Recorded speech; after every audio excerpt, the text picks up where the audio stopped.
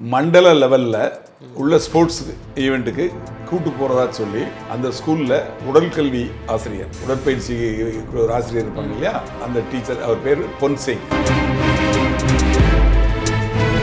அதுக்காக தூத்துக்குடியில் போய் அங்கே ஒரு தனியார் விடுதியில் ரூம் எடுத்து தங்கியிருக்காங்க. அது மட்டும் இல்லாமல் அந்த பெண் குழந்தைகள் மேலே பாலியல் சீண்டல். இவர் அந்த குழந்தைகளுக்கு மதுவை வலுக்கட்டாயமாக குடிக்க சொல்லி வற்புறுத்தி குடிக்க வச்சிருக்காரு. உடனே இதில் என்னன்னா, அந்த குழந்தைகள்லாம் அந்த ஸ்கூலில் இப்போ இருக்காங்க. அந்த சமயத்தில் என் குழந்தை பேர் இது, அந்த குழந்தைய கூட்டு நீங்கள் கேளுங்க, அவங்க குழந்தை பேரை சொல்கிறாங்க, அவங்கள கூட்டு கேளுங்க. தனித்தனியாக ஒரு விசாரணை நடத்துறாரு. விசாரித்ததுக்கப்புறம் உண்மைதான் அப்படின்னு தெரிய வருது. போக்சோ சட்டத்தில் வழக்கு பதிவு செஞ்சு இவங்க 2 பேரையும் கைது பண்ணுறாங்க. யார் 2 பேரையும்? பள்ளியோட செயலாளரையும் principal. She is a lady. தவறாக நடந்திருக்கிறது மட்டும் இல்லை, தவறாக நடக்க முயற்சி பண்ணது மட்டும் இல்லை, ஒரு ஆண் ஆசிரியர் பெண் குழந்தைகளை வேறொரு இடத்துக்கு அழைச்சிட்டு போறாங்க. பெண்கள் படிக்கக்கூடிய பள்ளியில ஒரு ஆணை உடல்நிலை ஆசிரியரை போடுவாங்களா? சரி, பெண் குழந்தைகளை அழைச்சிட்டு ஒரு ஆண் ஆசிரியர் போகலாமா? அது வெளியூர்ல போய் தங்கலாமா? அப்படி போறப்போ லேடிஸ் ஸ்டூடெண்ட்ஸ் போறாங்கன்னா ஒரு லேடி டீச்சரை கூட அனுப்பிச்சிடும். அது அனுப்பல. இவங்க தானே பார்த்துக்கணும், அந்த குழந்தைங்களோட பாதுகாப்புக்கு இவங்க தானே பொறுப்பு. தனியார் ஸ்கூல் இல்லாது, தனியார் ஸ்கூல்ல அவங்க பேர் கெட்டு போயிடக்கூடாது அப்படிங்கிறதுக்காக இப்போ எந்த பேர் கெட்டு போகணும்னு நினைச்சாங்களா பள்ளி, இப்போ அது சுத்தமாக கெட்டு போச்சு. மது குடிக்கிறதுக்கு பெண் குழந்தைகளை வற்புறுத்தி தைரியம் அவங்களுக்கு எப்படி சார் வருது? நம்மளை கைது பண்ணுவாங்க, பல்வேறு சட்டங்கள் கடுமையாக இருக்கு. அசிங்கம். அது அவருக்கு என்ன நம்பிக்கை, தன்னம்பிக்கை என்ன அப்படின்னா, அவர் ஒரு டீச்சர் இல்லை, நான் அவரை டீச்சராக நினைக்கல, அது ஒரு மிருகமாக தான் அவர் நினைக்கிறேன்.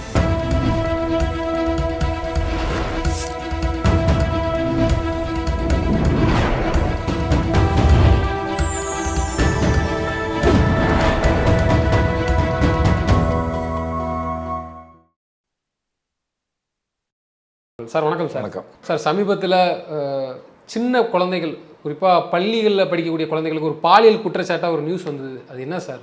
அதாவது தூத்துக்குடி மாவட்டம் திருச்செந்தூர் சுப்பிரமணிய சுவாமி கோயில் ரொம்ப ஃபேமஸான கோயில். அந்த திருச்செந்தூருக்கு அருகில் உடன்குடி அப்படின்னு ஒரு ஊர் இருக்குது. அந்த உடன்குடியில் ஒரு மெட்ரிகுலேஷன் பள்ளி, 12ஆம் வகுப்பு வரை படிக்கக்கூடிய பள்ளி. அந்த பள்ளியில் படிக்கக்கூடிய மாணவிகளை மண்டல லெவலில் உள்ள ஸ்போர்ட்ஸ் ஈவெண்ட்டுக்கு கூட்டு போகிறதா சொல்லி அந்த ஸ்கூலில் உடற்கல்வி ஆசிரியர், உடற்பயிற்சி ஒரு ஆசிரியர் இருப்பாங்க இல்லையா, அந்த டீச்சர், அவர் பேர் பொன்சிங். அவர் அந்த குழந்தைகளை அழைச்சிட்டு போகிறாரு. அழைச்சிட்டு போய் இந்த ஈவெண்ட் எங்கே நடக்கு அப்படின்னா, இந்த விளையாட்டு போட்டிகள் தூத்துக்குடியில் நடக்குதான். அதுக்காக தூத்துக்குடியில் போய் அங்கே ஒரு தனியார் விடுதியில் ரூம் எடுத்து தங்கியிருக்காங்க. இந்த குழந்தைங்களை தங்க வச்சு இவரும் அங்கே தங்கியிருக்காரு. அந்த சமயத்தில் இரவு நேரத்தில் இவர் அந்த குழந்தைகளுக்கு மதுவை வலுக்கட்டாயமாக குடிக்க சொல்லி வற்புறுத்தி குடிக்க வச்சிருக்காரு. அது மட்டும் இல்லாமல் அந்த பெண் குழந்தைகள் மேலே பாலியல் சீண்டல் இது வேற பண்ணியிருக்காரு. இது நடந்தது போன மாதம் 22ஆம் தேதி நடந்திருக்குது. அதுக்கப்புறம் இந்த குழந்தைகள்லாம் அதை முடிஞ்சு வீட்டுக்கு வந்ததுக்கப்புறம் அவங்க பெற்றோர்கள்கிட்ட சொல்லியிருக்காங்க. பெற்றோர்களுக்கு சொல்லி ஒவ்வொருத்தரும் அந்த ஒவ்வொரு குழந்தையோட பெற்றோர்களும் இருப்பாங்க இல்லையா, அவங்களுக்குள்ளே பேசி ஐயோ எப்படி நடந்தது அப்படி நடந்தான்னு சொல்லி நேற்று இந்த விஷயம் நேற்று தான் வெளியே தெரிஞ்சிருக்கு. தெரிஞ்ச உடனே அவங்க நேராக ஸ்கூலுக்கு வந்திருக்காங்க. அந்த ஸ்கூல் இருக்கக்கூடிய உடன்குடி அங்கே ஸ்கூலில் போய் அந்த இவங்கள முதல்வர், ஹெச்எம்னு சொல்லுவாங்க, இல்லை பிரின்சிபல்னு சொல்லுவாங்க, அவங்க ஒரு லேடி, அவங்கள பார்த்து என்னென்னு கேட்டிருக்காங்க. அப்போ அந்த ஸ்கூலோட செயலாளர் அவரும் இருந்திருக்காரு. என்னங்க இந்த மாதிரி குழந்தைங்களாம் இப்படி சொல்கிறாங்களே, என்ன சமாச்சாரம், என்ன நடந்தது, உண்மையே தானா, அவர் மேலே என்ன நடவடிக்கை எடுத்தீங்க அப்படின்னு சொல்லி கேட்டிருக்காங்க. இதை கேட்டுக்கு அவங்க 2 பேரும் என்ன சொல்லியிருக்காங்க, சரியான முறையில் பதில் சொல்லாமல், இல்லை அந்த டீச்சர் இப்போ இல்லை, அவரை நாங்கள் டியூட்டி விட்டு எடுத்துட்டோம், அவர் பணி நீக்கம் பண்ணிட்டோம் அப்படின்னு சொல்லி மழுப்பலாக பதில் சொல்லியிருக்காங்க. இவங்க மழுப்பலாக பதில் சொல்ல ஆரம்பித்த உடனே பெற்றோர்களுக்கு கோபம் எல்லாரும் அந்த பள்ளி வளாகத்திலேயே அந்த கேட்டுக்கு முன்னாடி அவ்வளோ உட்காந்துட்டாங்க. இல்லை, இப்போ நீங்கள் சொன்னீங்க மழுப்பலாக பதில் சொன்னாங்கன்னு சொன்னீங்க. அப்போ அவங்களுக்கு தெரிஞ்சு தான் அதை மூடி மறைக்க பார்த்துருக்காங்க. மூடி மறைக்க பார்த்து தான் சொன்னதுனால இவங்க பெற்றோர்கள் அவங்க தங்களை கட்டுப்படுத்த முடியாமல் கோபத்தில் தர்ணாமாக உட்காந்துட்டாங்க. தர்ணா பண்ணுற மாதிரி இது உட்காந்துட்டாங்க அப்படின்னு பிரச்சனை தெரிஞ்சதுக்கப்புறம் மாவட்ட பள்ளி கல்வி அதிகாரி அவர் அங்கே வர்றார். வந்தப்போ பெற்றோர்கள் அவங்ககிட்ட சொல்கிறாங்க, என்ன நடந்தது ஏது நடந்தது அப்படிங்கிறத சொல்கிறாங்க. உடனே இதில் என்னென்னா அந்த குழந்தைகள்லாம் அந்த ஸ்கூலில் இப்போ இருக்காங்க அந்த சமயத்தில். அப்போ அவர் பள்ளி கல்வி அலுவலர் வந்து என்ன பண்ணுறாரு, அந்த குழந்தைகளை தனித்தனியாக கூட்டு கேளுங்கன்னு இவங்க சொல்கிறாங்க பெற்றோர்கள். என் குழந்தை பேர் இது, அந்த குழந்தைய கூட்டு நீங்கள் கேளுங்க, அவங்க குழந்தை பேரை சொல்கிறாங்க, அவங்கள கூட்டு கேளுங்கன்னு தனித்தனியாக ஒரு விசாரணை நடத்துகிறாரு. அந்த மாவட்ட கல்வி அதிகாரி வந்தது வந்து பெற்றோர்கள் கம்ப்ளைண்ட் கொடுத்து அவங்க வந்திருக்காங்க. ஆமாம், அதாவது பெற்றோர்கள் வந்து பிரச்சனை பண்ணுறாங்க, தர்ணா பண்ணோடனே ஆமாம், அதுக்கப்புறம் தான் அவங்க தகவல் கிடச்சி வராங்க. தகவல் கிடச்சி வந்து அவங்க விசாரிக்கிறாரு. விசாரித்ததுக்கப்புறம் உண்மைதான் அப்படின்னு தெரிய வருது. அந்த எல்லா குழந்தைகளும் சொல்கிறது போய் சொல்ல வேண்டிய அவசியம் இல்லை, நடந்த உண்மையை தெரிஞ்சுக்கிறாங்க. தெரிஞ்சதுக்கப்புறம் அவங்க 2 பேரையும் கேட்குறாங்க, யாரை, அந்த பிரின்ஸிபாலையும் அந்த சம்மந்தப்பட்டவங்க. அவங்க என்ன சொல்கிறாங்க, அந்த டீச்சருங்க இல்லை, அவர் மேலே நாங்கள் நடவடிக்கை எடுத்துட்டோம் அப்படிங்கிற மாதிரி மழுப்பா போன்னு சொல்கிறாங்க. இதுக்கிடையில் இந்த விஷயம் வந்து திருச்செந்தூர் தாசில்தார் வட்டாட்சியர் அவருக்கும் தகவல் கிடைக்கி, திருச்செந்தூரில் இருக்கக்கூடிய டிஎஸ்பி அவங்க கண்ட்ரோலில் தான் இது வரும், அவருக்கு தகவல் கிடைச்சி அவர் அங்கே இருக்கக்கூடிய ஆல் உமன் போலீஸ் ஸ்டேஷன், அனைத்து மகளிர் காவல் நிலையம், அந்த காவல் நிலையத்தை சேர்ந்தவங்களும் ஆய்வாளர் மற்றவங்களையும் அழைச்சிட்டாங்க, வந்துடுறாங்க. அங்கே வந்து அவங்களும் விசாரிக்கிறாங்க. விசாரித்ததுக்கப்புறம் இது விஷயம் உண்மை தான் அப்படின்னு தெரியுது. தெரிஞ்சதுக்கப்புறம் அவங்க என்ன பண்ணுறாங்க, வழக்கு பதிவு செய்கிறாங்க. போக்சோ சட்டத்தில் வழக்கு பதிவு செஞ்சு இவங்க 2 பேரையும் கைது பண்ணுறாங்க. யார் 2 பேரையும், பள்ளியோட செயலாளரையும் principal, she is a lady, அவங்களையும் அரெஸ்ட் பண்ணி, அப்புறம் இந்த ஆசிரியர் தலைமறைவாக இருக்காரு, அவர் எங்கே ஏதுன்னு கேட்டாச்சுன்னா அவர் கோயம்புத்தூர்ல இருக்காரு, பொன்சிங் அவர் பேர், அங்கே தலைமறைவாக இருக்காருன்னு சொல்கிறாங்க. அப்புறம் காவல்துறை வந்து அவரையும் அரெஸ்ட் பண்ணிடுறாங்க. இந்த 3 பேரையும் அரெஸ்ட் பண்ணி ரிமாண்ட் பண்ணிட்டாங்க. இப்போ மேற்கொண்டு விசாரிச்சுக்கிட்டு இருக்காங்க. அதாவது மாதா பிதா குரு தெய்வம் அப்படின்னு சொல்லுவாங்க. அந்த மாதா பிதாவுக்கு அடுத்தால யாருன்னா குருன்னா யார், ஆசிரியர். அந்த ஆசிரியரே தன் குழந்தைகள், தன்னோட மகள் வயசு இருக்கக்கூடிய இந்த பெண்கள்கிட்ட தவறாக நடந்திருக்கிறது மட்டும் இல்லை, தவறாக நடக்க முயற்சி பண்ணது மட்டும் இல்லை, மது குடிக்க வச்சுருக்காரு. ஒரு ஆசிரியர் வந்து நல்ல விஷயத்தை கற்றுக் கொடுக்கணும், அதுக்கு தான் ஆசிரியர், அதுக்கு தான் அவருக்கு சம்பளம் கொடுக்குறாங்க. ஆனால் இந்த ஆசிரியர் வந்து அவங்கள வற்புறுத்தி மது குடிக்க வச்சுருக்காங்க. மது குடித்த அந்த பெண்கள்கிட்ட தவறாக நடக்க முயற்சி பண்ணியிருக்காரு, பாலியல் சீண்டல் பண்ணியிருக்காரு. இந்த விஷயம் புருவானதுனால இப்போ இவங்களை கைது பண்ணியிருக்காங்க. அந்த 2 பேரையும் எதுக்கு கைது பண்ணாங்கன்னா, இதை மாதிரி ஒரு ஆண் ஆசிரியர் பெண் குழந்தைகளை வேறொரு இடத்துக்கு அழைச்சிட்டு போகிறாங்க. இவங்க ஸ்கூலில் இல்லை, அதாவது குழந்தைகுடியிலேருந்து தூத்துக்குடிக்கு போகிறாங்க. ஆமாம், தூத்துக்குடிக்கு போகிறாங்க, டிஸ்ட்ரிக்ட் ஹெட் குவார்ட்டர்ஸுக்கு போகிறாங்க. அப்படி போகிறப்போ லேடிஸ் ஸ்டூடெண்ட்ஸ் போகிறாங்கன்னா ஒரு லேடி டீச்சரை கூட அனுப்பிச்சிருவாங்க. அது அனுப்பலை இவங்க.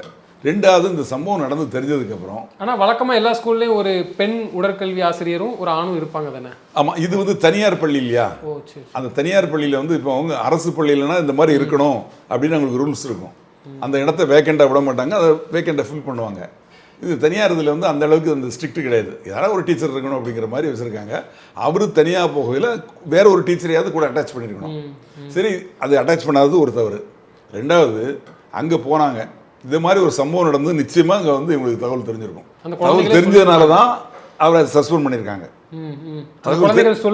குழந்தைகள் சொல்லிச்சா, எப்படி சொன்னாங்க ஏதுங்கிற விவரம் தெரியல, விசாரணையில் தெரியும். ஆனால் நிச்சயமாக இவங்களுக்கு தெரிய வந்திருக்கு. தெரிய வந்ததுனால தான் ஒரு மேல் நடவடிக்கை எடுக்கிறாங்க. அப்படிப்பட்டவங்க அப்போ பெற்றோர்களை கூப்பிட்டு அந்த குழந்தைங்களை கூப்பிட்டு என்னென்னு விசாரிச்சிருக்கணும், என்ன நடந்ததுன்னு விசாரித்து அதுக்கு தகுந்த நடவடிக்கை எடுத்துக்கணும்ல.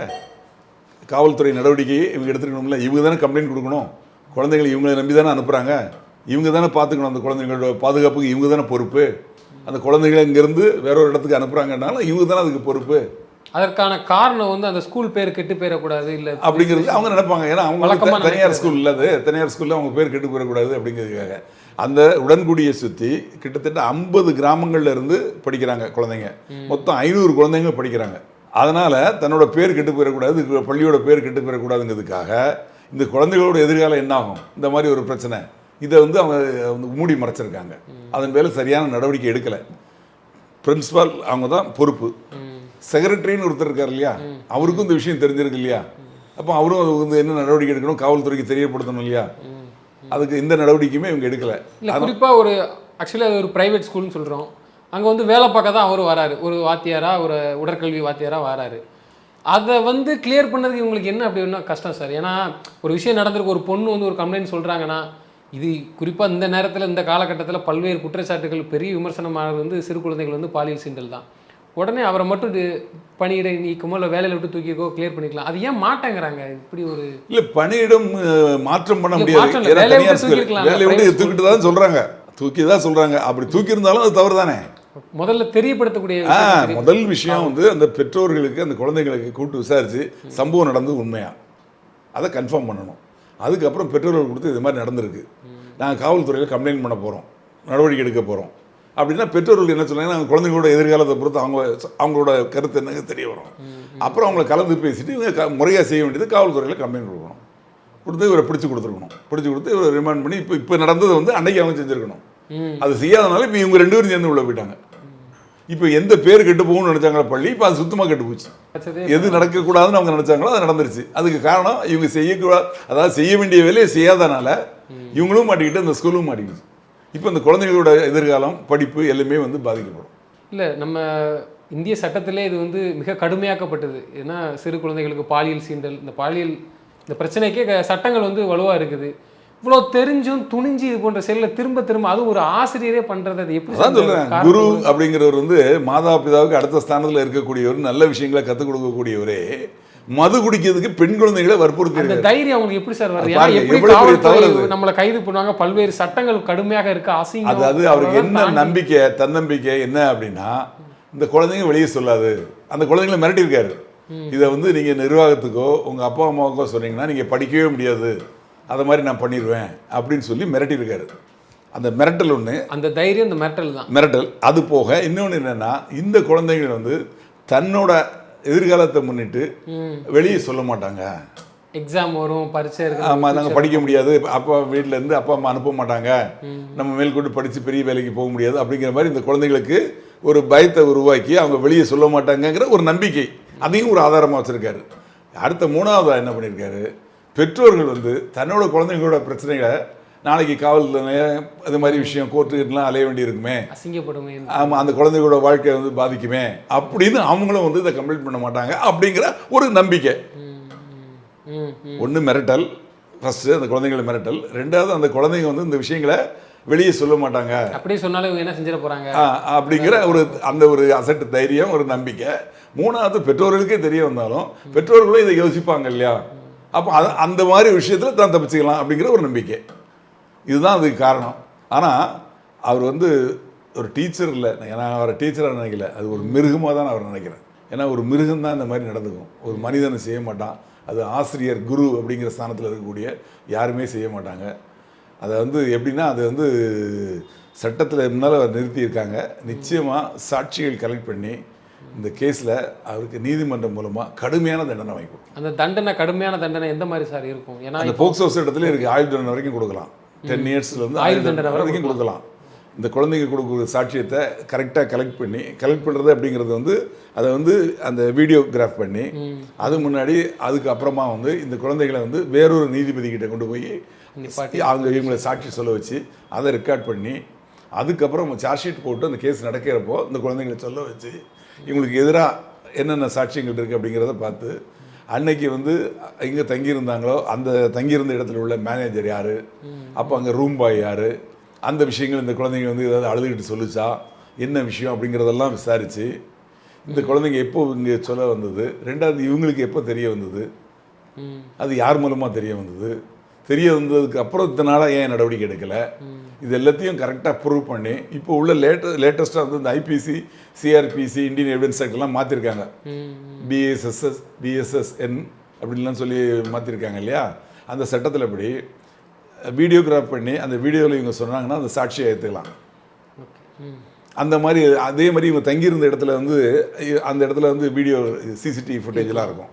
அதில் இவங்களுக்கு எதாவது சாதகமானது, காவல்துறைக்கு சாதகமான விஷயங்கள் இருக்கோ அதெல்லாம் எடுத்து என்ன நடந்திருக்குங்க தெரிஞ்சு நீதிமன்றத்தில் கரெக்டாக நிறுத்தி இந்த குற்றவாளிகளுக்கு நிச்சயமாக தண்டனை வாங்கி கொடுக்கணும். இந்த 3 பேரும் தவறு செஞ்சுருக்காங்க, அது குறிப்பாக அந்த ஆசிரியர் அவர் கடுமையாக தண்டிக்கப்படணும்.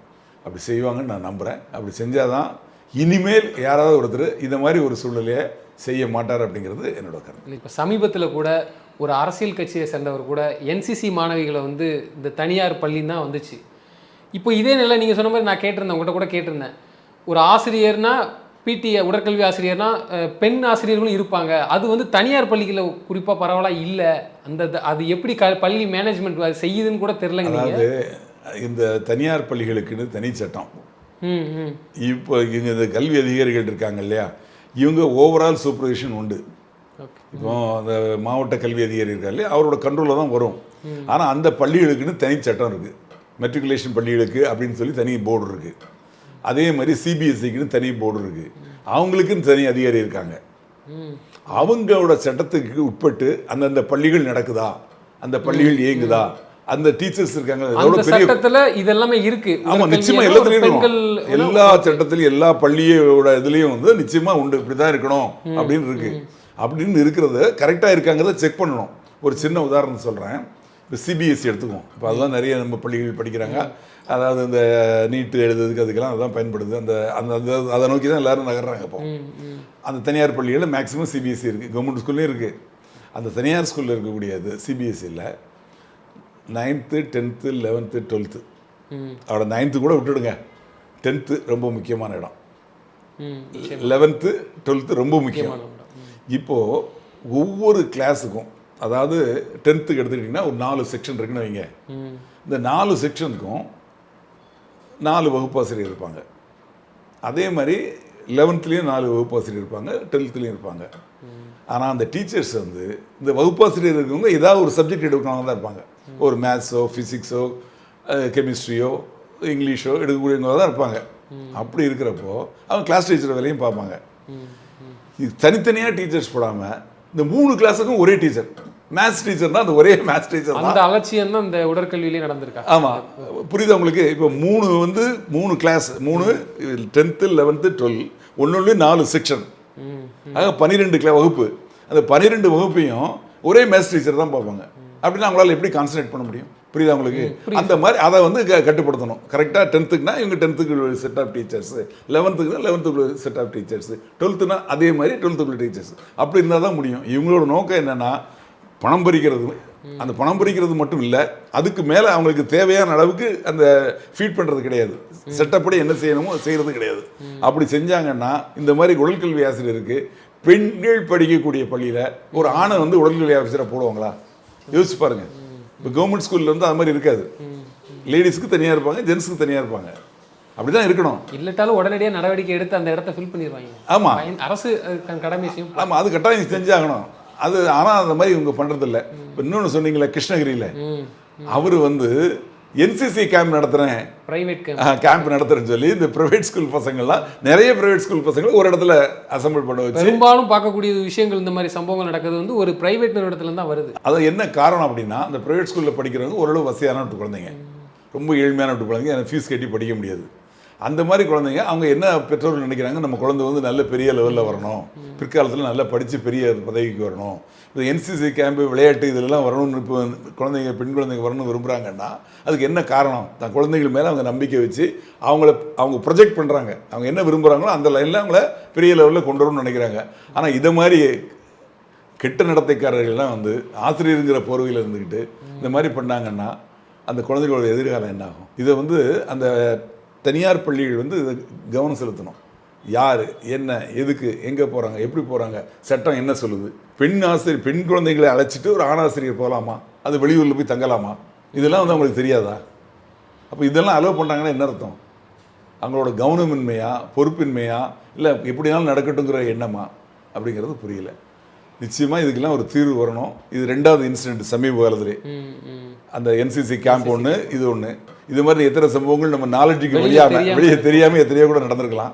நிச்சயமாக இதுக்கு ஒரு தீர்வு நிச்சயமாக இருக்கணும். இதை பார்க்கக்கூடிய நேயர்களுக்கு என்னோடய கருத்து என்னென்னா, உங்கள் குழந்தைங்க, பெண் குழந்தைங்க ஸ்கூலில் நல்லா படிக்கணும்னு சொல்லி கொண்டு நல்ல ஸ்கூலில் சேர்க்குறீங்க. உங்கள் தகுதிக்கு மீறி பணம் செலவழித்து அவங்கள படிக்க வைக்கிறீங்க. நல்ல ஸ்கூல் தான், நல்ல கல்வி தான். ஆனால் அங்கே என்ன நடக்குங்கிறத கொஞ்சம் கவனிங்க. உங்கள் குழந்தைங்க காலையிலேருந்து வீட்டிலேருந்து போனதுக்கப்புறம் திருப்பி வீட்டுக்கு வர்ற வரைக்கும் என்ன நடந்தது, ஒவ்வொரு நிமிஷத்துக்கும் என்ன நடந்தது அப்படிங்கிறத கேளுங்க. கேட்டால் தான் அந்த குழந்தைங்க உங்கள்கிட்ட சொல்லும். சின்ன குழந்தைங்களுக்கு சொல்ல தெரியாது, பெரிய குழந்தைகள் சொல்ல மறைக்கலாம், சில விஷயங்களை வெக்கப்பட்டு மறைக்கலாம். இந்த விஷயங்களை நீங்கள் வந்து அவங்ககிட்ட ஃப்ரெண்டு மாதிரி பழகுங்க, பேசுங்க, மனம் விட்டு பேசுங்க. அவங்கக்கிட்ட இருக்கக்கூடிய விஷயங்களை அவங்க என்ன நினைக்கிறாங்க, அவங்கள சுற்றி என்ன நடக்கு அப்படிங்கிறத நீங்கள் தெரிஞ்சுக்கங்க. நீங்கள் உங்கள் உலகத்தில் தனியாக இருக்காதீங்க. உங்களோட உலகம் உங்கள் குழந்தைகள் தான். அந்த குழந்தைகளை நோக்கி நீங்கள் உங்கள் பார்வையை செலுத்துங்க, அவங்களோட கவனத்தை செலுத்துங்க, அவங்கள சுற்றி என்ன நடக்குங்கிறத பாருங்கள். அப்படி பார்த்தா தான் அந்த குழந்தைங்க வந்து நீங்கள் நினைக்கிறத விட பெரிய லெவலில் பிற்காலத்தில் வர்றதுக்கு வாய்ப்புகள் உண்டு. அதனால் குழந்தைகளில் உங்கள் பார்வைக்கு அது குழந்தைகள், அதுவும் பெண் குழந்தைகள், வயசுக்கு வந்த குழந்தைகள், உங்களை பொறுத்தவரை குழந்தைகள் தான். 12ஆம் கிளாஸ் படித்தாலும் குழந்தை தான். ஆனால் வெளி உலகத்தில் இதை மாதிரி ஆட்கள் பார்வையில் அதெல்லாம் பெண்கள், அவங்கெல்லாம் அப்படி தான் பார்ப்பாங்க. அவங்களோட பார்வை சரியாக இருக்காது. அதனால் உங்கள் பார்வை குழந்தை, ஆனால் அவங்க பார்வையில் பெண். அப்போது அதை எப்படி நீங்கள் ஹேண்டில் பண்ணணும் அப்படிங்கிறத புரிஞ்சுக்கிட்டு அதை மாதிரி நடந்துட்டு உங்கள் குழந்தைகளை நல்லபடியாக படுத்துங்க, நல்லபடியாக காப்பாற்றி நல்லபடியாக அவங்க படிக்க வச்சு பெரிய லெவலில் கொண்டு வாங்க. ஆனால் கவனம் தேவை. நிச்சயமாக அந்த குழந்தைகள் மேலே கவனம் வைங்க. தொடர்ந்து தங்களது கருத்துக்களை பகிர்ந்தமைக்கு நன்றி சார். ரொம்ப நன்றி.